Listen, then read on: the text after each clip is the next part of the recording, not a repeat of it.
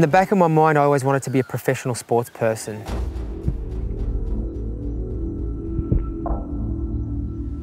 You know, in the mid-90s there, when I first started, as I said, I was very raw. I had no coach, no idea. I was reading books and triathlon magazines to get training tips out of. Traditionally, triathletes come into the sport either as swimmers, cyclists or runners. I came in as a soccer player. So, you know, I felt I had to build a lot of base and build a lot of strength, and I think strength is the cornerstone of an endurance sport, particularly our sport. You need to be strong in your core and you need to have the actual strength to cycle a long time and to run well off a hard bike ride. I like the headspace that you get when you're out there training on your own. It's therapeutic, absolutely. I do love to get out there as much as I did 15 years ago when I started.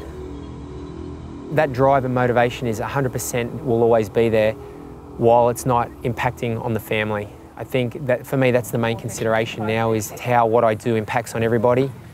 And then when you get a bit older and maybe a bit more mature and you have a family, you realise there is a lot more to life and a lot more great things in life. And that doesn't mean my passion or my drive's dwindled.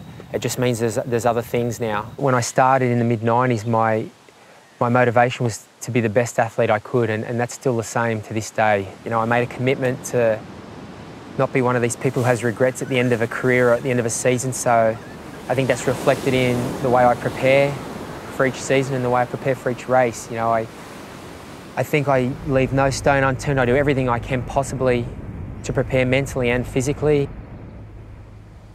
I don't think it's uncommon for endurance athletes, particularly men, to peak into their mid to late 30s. Being a late starter, I think, was a disadvantage early in the career, but it's turned into a massive advantage now. I've got into the peak physical years, no wear and tear, no injuries. I mean, I'm still a rookie at an Ironman racing. I've only done 3 Hawaiis. Most of my competitors are well into double figures. The motivation's personal. Obviously it's great to be a sponsored athlete and it's great to be a world champion, but I don't race for those reasons, and I don't race, you know, to get in the triathlon magazines. I race, it's personal. I race for myself and my family, and my motivations come from within. It's not about winning or losing. I think it's about maximising and fulfilling potential.